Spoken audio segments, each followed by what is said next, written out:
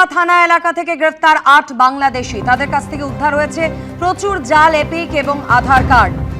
নিমতা থানা এলাকা থেকে ৮ জন বাংলাদেশি সহ মোট 9 জনকে গ্রেফতার করা হয়েছে, যাদের কাছ থেকে উদ্ধার হয়েছে প্রচুর জাল এপিক কার্ড এবং আধার কার্ড। কি কারণে এদের গ্রেফতার করা হয়েছে আরো বিস্তারিত জানাবেন প্রতিনিধি সুকান্ত মুখোপাধ্যায় আমাদের সঙ্গে রয়েছেন।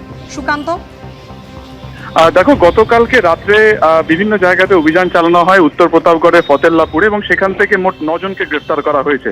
এর মধ্যে 8 জন বাংলাদেশের বাসিন্দা, যারা 10 থেকে 12 বছর আগে এই ফতেল্লাপুরে এসে তারা থাকা শুরু করছেন। তাদের মধ্যে কেউ ফেরিওয়ালার কাজ করেন, কেউ নানান ধরনের কাজ করেন, ব্যবসা করেন, এবং এই 8 জনের যাকে আশ্রয় দিয়েছিল একজন তার মধ্যে ভারতীয় রয়েছেন, তাকেও কিন্তু ইতিমধ্যে গ্রেফতার করা হয়েছে।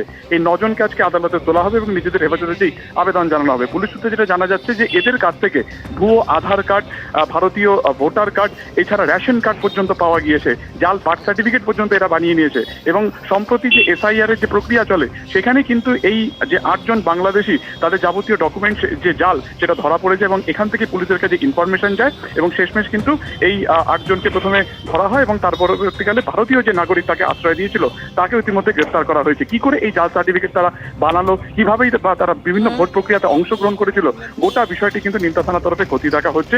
এবং এই 9 জনের পাশাপাশি এই সিন্ডিকেটের আরো কেউ ফতেল্লাপুরে কোথাও রয়েছে কিনা, আরো কোনো বাংলাদেশি এদের মাধ্যমে অন্য কোথাও আশ্রয় নিয়েছে কিনা, গোটা বিষয়টি কিন্তু খতিয়ে দেখা হচ্ছে। নিমতা থানার তরফে গতকাল রাত্রে অভিযান চালিয়ে এই উত্তর প্রতাপগড়ের ফতেল্লাপুর থেকে 9 জনকে গ্রেফতার করেছে। ধন্যবাদ সুকান্ত।